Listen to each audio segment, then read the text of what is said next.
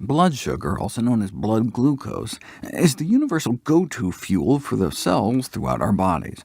Our brain burns through a quarter pound of sugar a day. It's preferred metabolic fuel. Our body can break down proteins and make glucose from scratch, but most comes from our diet in the form of sugars and starches.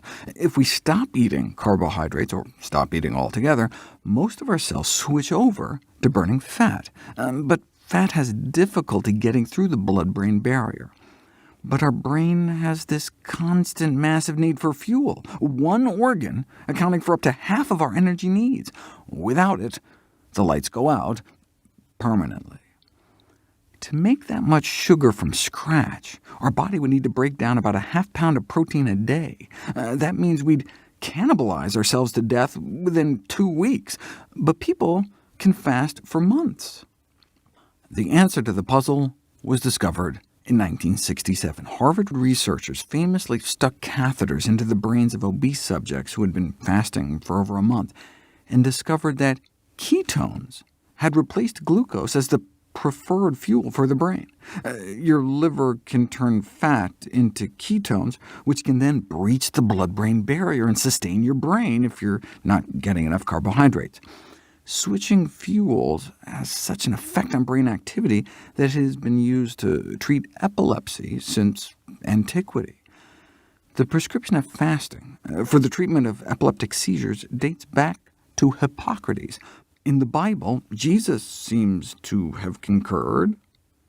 To this day, it's unclear why switching from blood sugar to ketones as a primary fuel source has such a dampening effect on brain overactivity.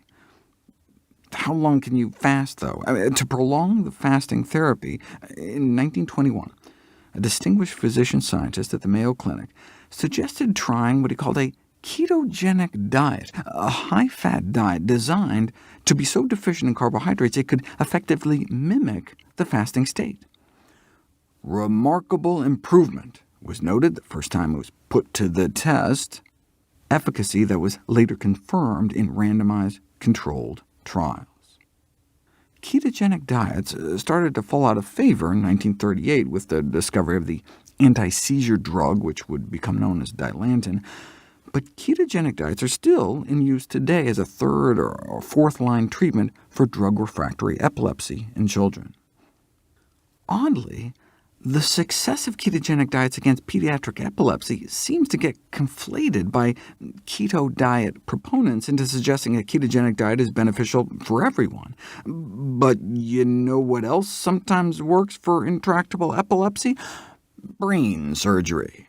But I don't hear people at the gym clamoring to get their skulls sawed open. Right? Since when do medical therapies translate into healthy lifestyle choices? Scrambling brain activity with electroshock therapy can be helpful in some cases of major depression, so what, pass the electrodes? Ketogenic diets are also being tested to see if they can slow the growth of certain brain tumors. Even if it works, you know what else can help slow cancer growth? Chemotherapy. So why go keto when you can just go chemo? Promoters of ketogenic diets for cancer, paid for by so-called ketone technology companies, that will send you salted caramel bone broth powder for $100 a pound, or companies that market ketogenic meals, report extraordinary anecdotal responses in some cancer patients, but more concrete evidence is simply lacking. Even the theoretical underpinnings may be questionable. A common refrain is that cancer feeds on sugar. But all cells feed on sugar. Advocating ketogenic diets for cancer is like saying, Hitler breathed air, so let's boycott oxygen. Cancer can feed on ketones too. Ketones have been found to fuel human breast cancer growth and drive metastases in an experimental model, more than doubling tumor growth. Some have even speculated that may be why breast cancer often metastasizes to the liver, the main site of ketone production. If you drip ketones on breast cancer cells in a petri dish directly, the genes that get turned on and off make for a much more aggressive cancer, associated with a significantly lower 5-year survival in breast cancer patients. Researchers are even considering designing ketone-blocking drugs to prevent further cancer growth by halting ketone production. And think about what eating a ketogenic diet might entail. High animal fat intake may increase the mortality risk among breast cancer survivors and potentially play a role in its development in the first place, through oxidative stress, hormone disruption, or inflammation. Men, too. A strong association has been found between saturated fat intake and prostate cancer progression.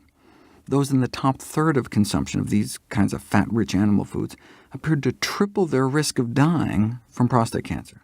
Not necessarily fat in general, no difference in breast cancer death rates based on total fat intake, but saturated fat intake may negatively impact breast cancer survival, a 50% increased risk of dying from breast cancer. There's a reason the official American Cancer Society and American Society of Clinical Oncology breast cancer survivorship care guidelines recommend a dietary pattern for breast cancer patients that's essentially the opposite of a ketogenic diet. High in vegetables, fruits, whole grains, and legumes, meaning beans, split peas, chickpeas, and lentils, and low in saturated fats. So far, not a single clinical study has shown a measurable benefit from a ketogenic diet for any human cancer. There are currently at least a dozen trials underway, however, and the hope is that at least some cancer types will respond. Still, even then, that wouldn't serve as a basis for recommending ketogenic diets for the general population, any more than recommending everyone go out and get radiation surgery and chemo for kicks.